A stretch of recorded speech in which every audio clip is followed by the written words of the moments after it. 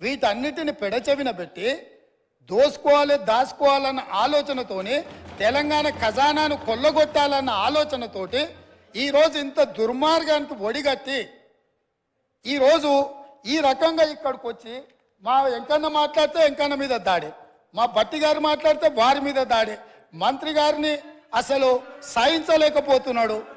ఎందుకు అధ్యక్ష? నేను ఒకటే అడుగుతున్నా అధ్యక్ష, ఈ కాళేశ్వరం ప్రాజెక్ట్ అనేది తెలంగాణకు వరప్రదాయిని కాదు అధ్యక్ష, వీళ్ళ పుణ్యమా అని కాళేశ్వరం ప్రాజెక్టు తెలంగాణ సమాజానికి ఒక కలంకంగా మారింది అధ్యక్ష. ఇవాళ ఈ కలంకాన్ని నిలువెత్తు ఆధారాలు అక్కడ ఉంటే పక్కున పగిలిపోయి రెండుగా చీలిపోయి నేలకు కుంగిపోయి నిటారుగాడపోయి నిలబడితే సిగ్గుతో తెలంగాణ సమాజం తల వంచుకొని పరిస్థితులు కల్పించిన వాళ్ళు ఇంకా నిస్సిగ్గుగా సభలో నిలబడి మమ్మల్ని ప్రశ్నిస్తారా అధ్యక్ష? ఆనాడు జరిగిన తప్పిదాలను సరిదిద్దడానికి ఉమ్మడి రాష్ట్రంలో సమైక్య పాలనలో తీసుకుంటున్న నిర్ణయాలు తెలంగాణ సమాజానికి మేలు చేకూర్చడం లేదు అనే ఎన్నో ఒడిదుడుకులను ఎదుర్కొని 4 కోట్ల తెలంగాణ ప్రజలకు 60 సంవత్సరాల ఆకాంక్షను అమలు చేయడానికి శ్రీమతి సోనియా గాంధీ గారు తెలంగాణ రాష్ట్రం ఇచ్చింది అధ్యక్ష.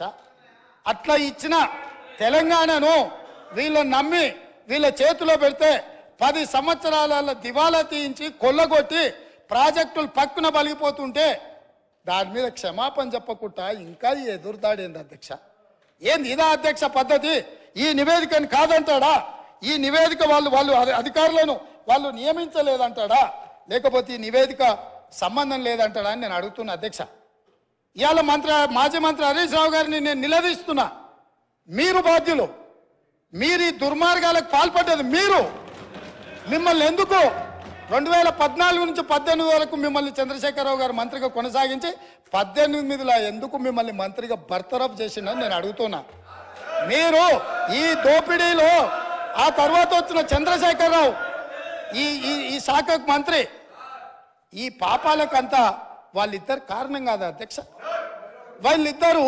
వీళ్ళిద్దరు కలిసి ఈ రకంగా తెలంగాణను మొత్తం చెదలు పట్టించారు అధ్యక్ష. తెలంగాణను మొత్తం దోపిడీ.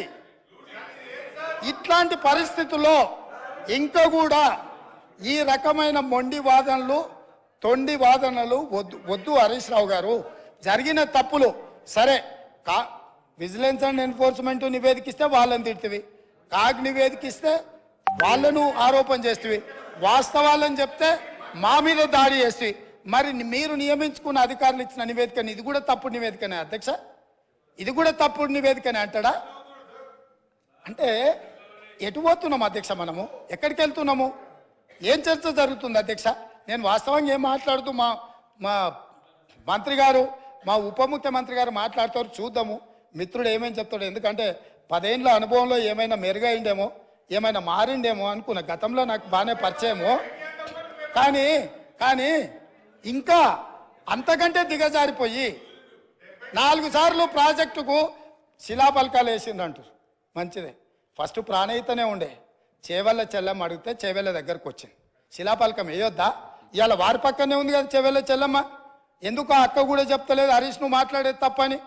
చేవెళ్ళ ప్రాజెక్ట్ ఆగిపోతే అక్కతో పాటు మేము కూడా ధర్నాకు పోయి లోపలికి దిగినాం కదా.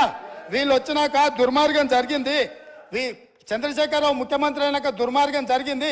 మెదక్ జిల్లాకే పరిమితం చేసుకున్నాడు, రంగారెడ్డి జిల్లాను ఎండబెట్టిండు, చేవెళ్ళ వికారాబాద్ పరిగి తాండూరు వరకు ఇవ్వాల్సిన గోదావరి జలాలను చంద్రశేఖరరావు దిగమింగిండు, మల్లన్న సాగర్కే ఆపేసిండని అక్క ధర్నా చేయలే. తమరు కూడా వచ్చింది కదా అధ్యక్ష. ఇవాళ ఎదురుగ్గా కూర్చొని పచ్చి అబద్ధాలు మాట్లాడుతుంటే మా అక్క మా జిల్లా కోసం మాట్లాడతలేదంటే నాకు ఆశ్చర్యం అనిపిస్తుంది.